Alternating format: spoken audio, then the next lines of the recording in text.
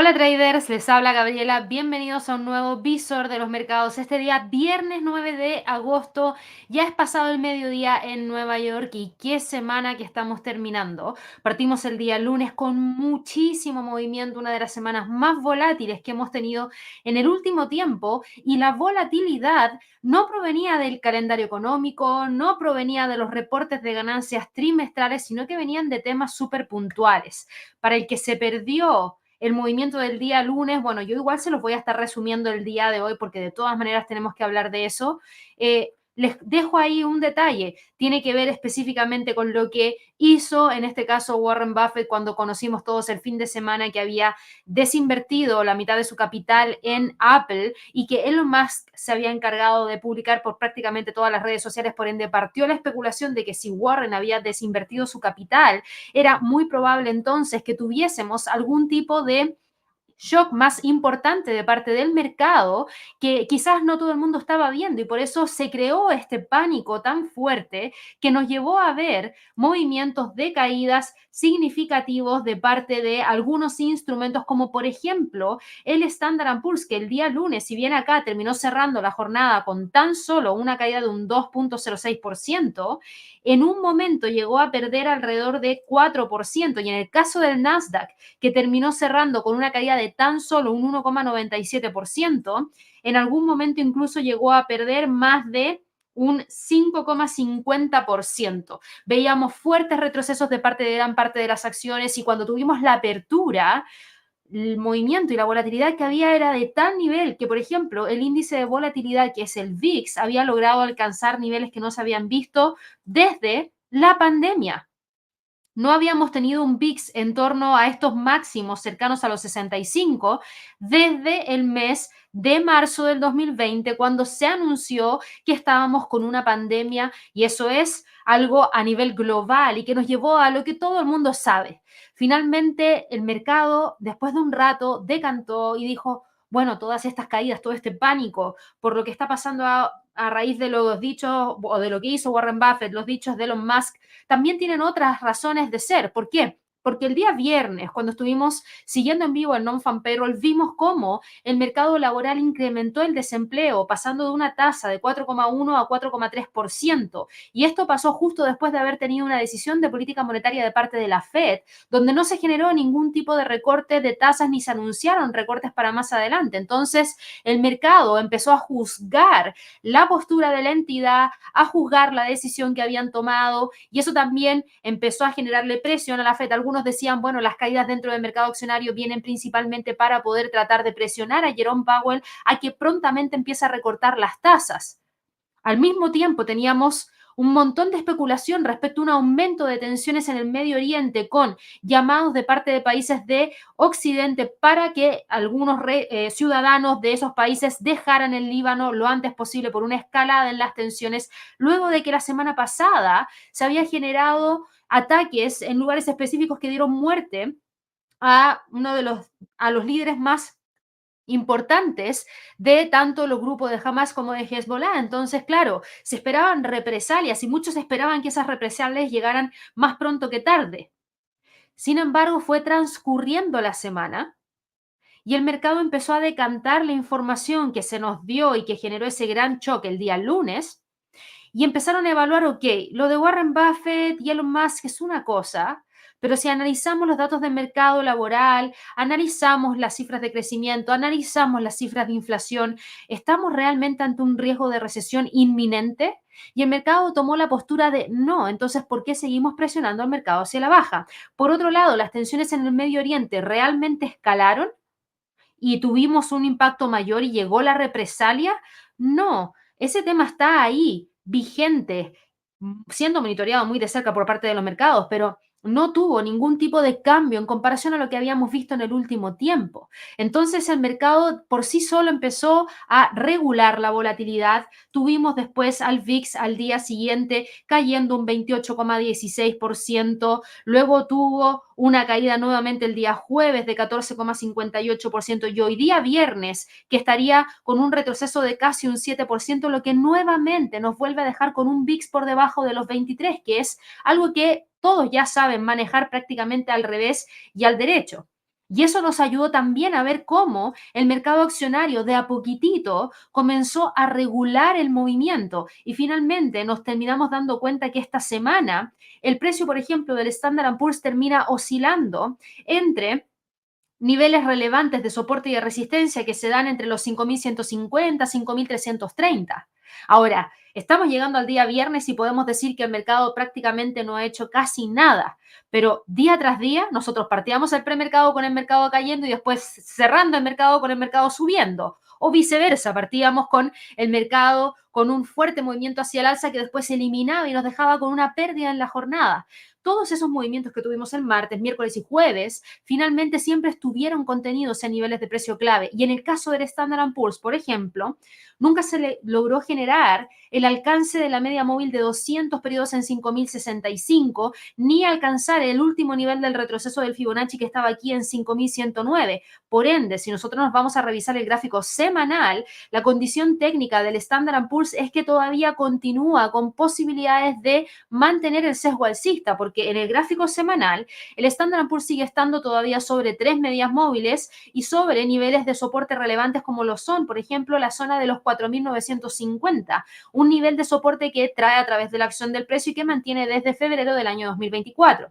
Si yo hago este mismo análisis para el Dow Jones, pasó más o menos lo mismo. Nos terminamos quedando con el precio metido dentro de niveles importantes que en un gráfico semanal nos hablan de muchísima volatilidad, pero no de cambio de sesgo, porque el precio sigue estando sobre líneas de tendencias hacia el alza y tres medias móviles. Si vemos el Nasdaq, también tuvimos una fuerte presión de venta que incluso se testeó romper la línea de tendencia alcista que traía el precio desde los mínimos del 9 de enero del 2024, pasando por los mínimos, perdón, no, enero del 2023, pasando por los mínimos de octubre del 2023, el precio la testeó y no logró quebrarla, chocó con la media móvil de 50 y no logró quebrarla, por ende estuvimos frente a un falso rompimiento y logra finalmente dar la vuelta y terminar esta semana con tan solo un retroceso de alrededor de 0,14% si es que la vela cerrara justamente en este momento.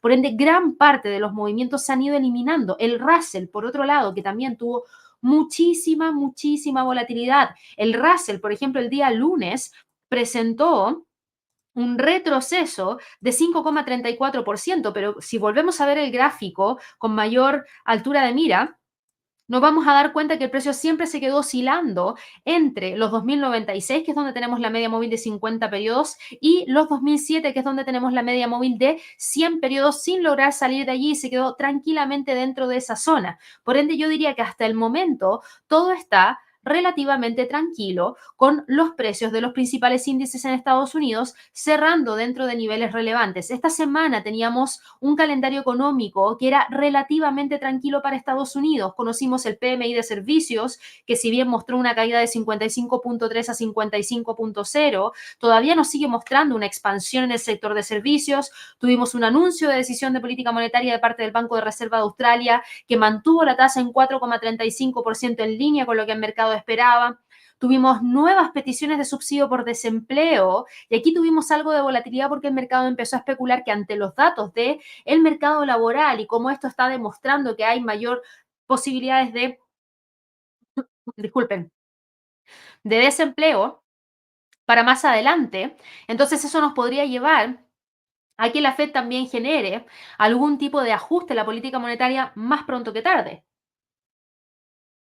Entonces, cuando nosotros analizamos todas esas aristas, terminamos teniendo los movimientos que estamos teniendo esta semana. En cuanto a reportes de ganancias trimestrales para esta semana, teníamos reportes de ganancias trimestrales que son los siguientes. Teníamos para la semana de el 5 de agosto, tuvimos a Lucid reportando, a Palantir Technologies, a Amgen, a Caterpillar, Airbnb, Illumina, Rivian, Supermicrocomputer, Uber Technologies, Upstart Holdings, Novo Nordisk, Shopify, The Walt Disney Company, Jackson Financial, Occidental Petroleum, Eli Lilly and Co., Viatris, CleanSpark, Gilead Sciences, Take-Two Interactive, The Trade Desk y Unity Software. De todas estas, yo creo que destaco de todas maneras lo que terminó pasando con The Walt Disney Company. ¿Por qué? Porque esta compañía lamentablemente no logra dar la vuelta, la acción, mejor dicho, no logra dar la vuelta. Voy a agrandar aquí un poquito el gráfico para que lo puedan ver mejor.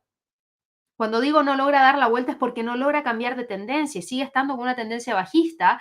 Y esta semana, después de su reporte de ganancia trimestral, el precio fue capaz de romper los 86,67 y se ha quedado metido entre los 86, 67, 84 como niveles relevantes sin lograr salir de allí. Por ende, aquí hay algo mayor porque no logra convencer al mercado de que realmente puede repuntar. Si bien los reportes de ganancias trimestrales nos entregaron buenas cifras, proyectaron en un crecimiento de suscriptores de Disney Plus más lento de lo que el mercado hubiese esperado y eso fue lo que terminó castigando con fuerza a The Walt Disney Company. Así que tenemos eso también como algo interesante que estar monitoreando ya para el resto de los próximos días. Gran parte de los movimientos de esta semana también vinieron de la mano de la bolsa en Asia, con el Nikkei retrocediendo con muchísima fuerza. Esta semana el Nikkei presentó una caída de más de un 11%, lo que nos llevó a ver retrocesos significativos, como por ejemplo los del día lunes, que no se veían desde 1987. ¿Por qué? Porque con el alza de la tasa de interés de parte del Banco de Japón se pone en duda que sean capaces de generar, en este caso, una mantención de un ritmo de crecimiento lo suficientemente bueno como para mantener a los inversionistas. Y además el carry trade se deshizo, porque con esta alza de parte del Banco de Japón, el yen japonés hizo más fuerte, por ende la paridad dólar-yen y todo el carry trade que había en esa paridad termina esfumándose en gran parte. Y eso generó mucha incertidumbre dentro de los mercados y también fue uno de los causantes de las caídas de esta semana. Con tanto sentimiento de aversión al riesgo, el Bitcoin y las criptomonedas esta semana lograron sostenerse después de las caídas y dar la vuelta y tan solo estaríamos viendo un cierre que potencialmente podría abarcar alrededor de un 3%. Para Ethereum, la cosa es distinta porque todavía acumula una caída de 4,14%. El XRP ha logrado dar la vuelta y acumula una alza de un 11%. Cardano se queda con una caída de 0,13% en términos semanales por ahora. Litecoin está con una caída de 3,60% y eso también nos lleva a ver cómo las acciones ligadas a las criptos estarían acumulando cierres semanales en territorio negativo. ¿Y por qué digo por ahora para las criptomonedas en general? Porque a diferencia de las acciones ligadas a las criptos que sí cierran hoy día, el mercado de las criptomonedas sigue abierto durante el fin de semana y podríamos tener fluctuaciones provenientes desde ese sector. También tenemos movimientos interesantes para el dólar index, que acumula una caída de 0,08% en términos semanales. ¿Por qué? Porque la cantidad de recortes de tasas que ahora se espera que genere la Fed es mucho mayor de lo que se tenía anteriormente, sobre todo de parte del mercado de futuros, en donde hoy en día evalúan un recorte de 50 puntos base en septiembre con un 53,50% de probabilidad, un recorte de 25 puntos base en la reunión de noviembre con un 80,85% de probabilidad y un siguiente recorte de 25 puntos base en diciembre con un 89,29% de probabilidad para dejar el rango de la tasa al cierre de este año entre 425 y 450 puntos, lo que significarían recortes de 100 puntos base en su totalidad, algo que presionó fuertemente al dólar y que generó muchísima especulación y ahora tenemos que ver toda la data de aquí a septiembre para ver si es que es probable o no que se den estos escenarios. Eso es lo que ha pasado durante estos últimos días. Si ustedes se fijan, muchísimo movimiento. Vimos cómo el dólar frente al peso mexicano logró alcanzar máximos en torno a los 20,22, pero rápidamente volvió a quedar por debajo de los 19 luego de que el Banco Central de México generara un ajuste en su política monetaria leve. Para el dólar frente al peso chileno estamos viendo un retroceso semanal de un 1,87%, porque ante la última cifra de inflación publicada en Chile, que resultó ser más alta de lo que se había tenido anteriormente. Se especula de que el Banco Central de Chile podría mantener su postura de mantención de tasas y no seguir recortando, lo que también genera mayor apreciación por parte del peso chileno. Tenemos también movimientos hacia el alza semanales que se acumulan para el WTI a raíz de las tensiones en el Medio Oriente, con el precio del WTI asegurando un alza de alrededor de un 3,70%. Para el Brent, la acumulación del alza de esta semana es de 2,92%. El oro estaría cerrando la semana con un retroceso de 0,47% porque le está costando un montón romper los 2.453 y a pesar de toda la incertidumbre que hemos visto dentro de esta semana, el oro no ha sido capaz de continuar generando máximos históricos porque además tenemos en el mismo momento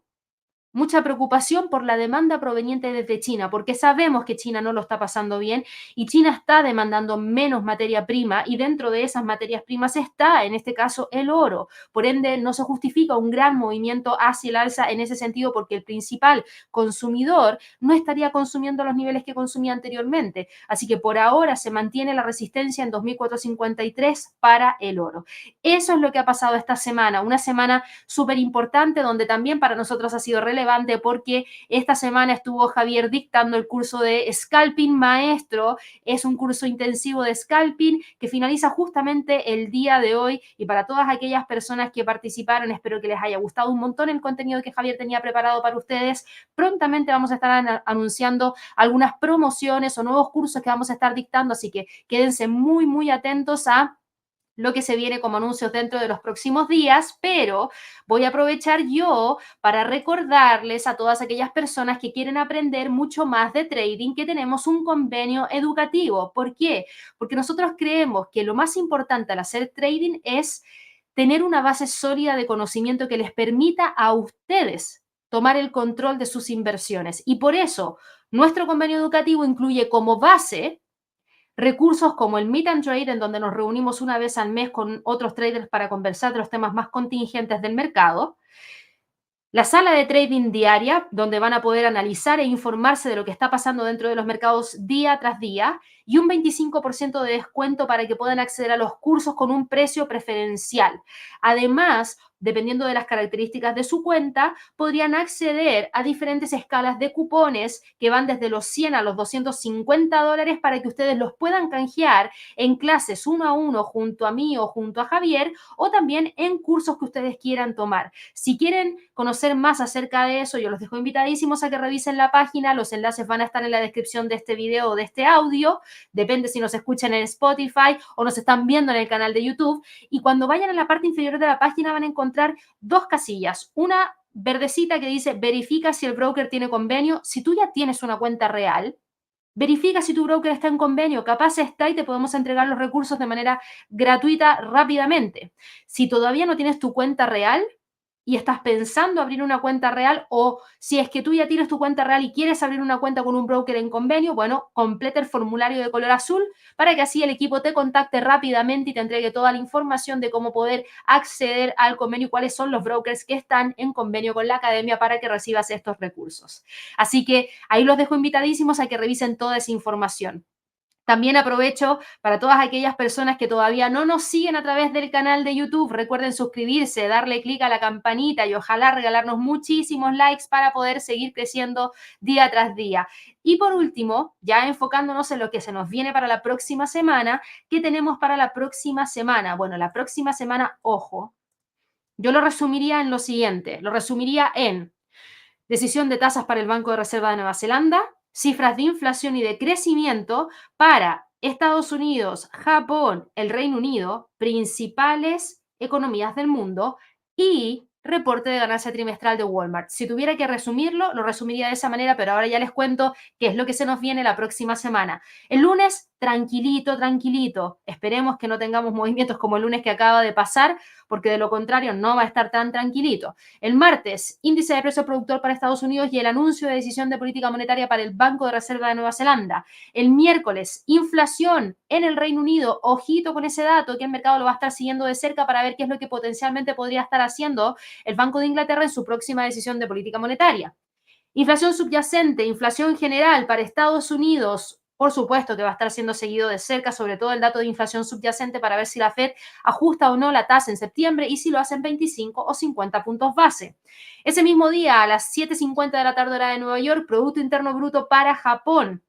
Importantísimo también, queremos ver si es que se genera o no un shock mayor en el ritmo de crecimiento del país después de estos incrementos de tasas de parte del Banco de Japón.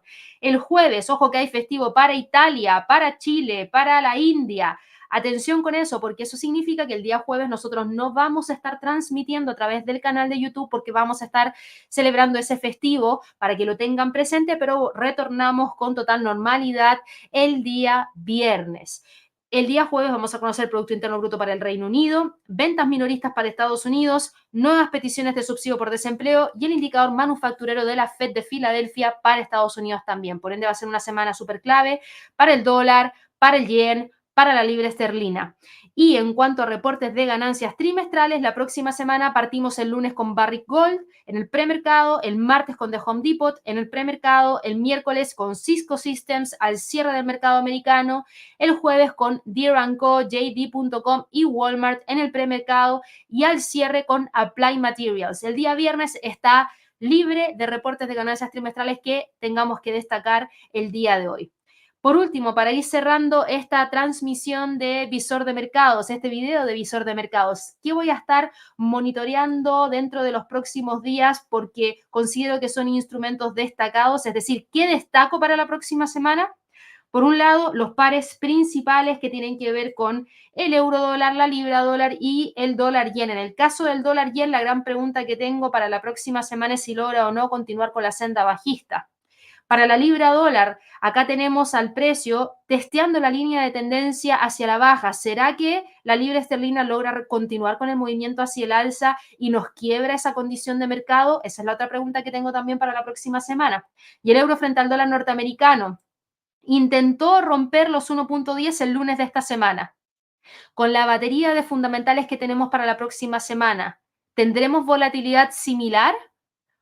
¿Podrá el precio llegar a los 1.10 o generará la ruptura de la línea de tendencia bajista para reingresar a ella? Eso en el lado de Forex. Por supuesto, en el lado de reportes de ganancias trimestrales, voy a estar siguiendo muy de cerca lo que está pasando con Walmart. Hay que ver si es que los reportes son lo suficientemente buenos como para poder empujar a la acción para continuar con los movimientos alcistas en búsqueda de los máximos en torno a los 71,30 o si es que nos llegan a sorprender negativamente y rompe el soporte que tiene en 66 para buscar el próximo nivel de Fibonacci en 63,88. También recuerden que están los datos de Nueva Zelanda, así que por favor no se olviden de monitorear de cerca la paridad dólar neozelandés frente al dólar en gráficos semanales. Ojo, trae un triángulo descendente. A ver si es que antes de que llegue la noticia el precio se encuentra más cercano a las líneas, de lo contrario seguiría congestionando dentro de esta zona. Pero eso es lo destacado para la próxima semana. Con eso me voy despidiendo, espero que todos tengan un excelente fin de semana y no se olviden que nos encontramos nuevamente el día lunes a las 8:30, hora de Nueva York, en un nuevo live de premercado americano. Recuerden suscribirse al canal y si no se han suscrito todavía a nuestro podcast en Spotify, vayan de inmediato y suscríbanse para que no se pierdan absolutamente nada. Que estén muy bien y nos vemos pronto. Chao, chao.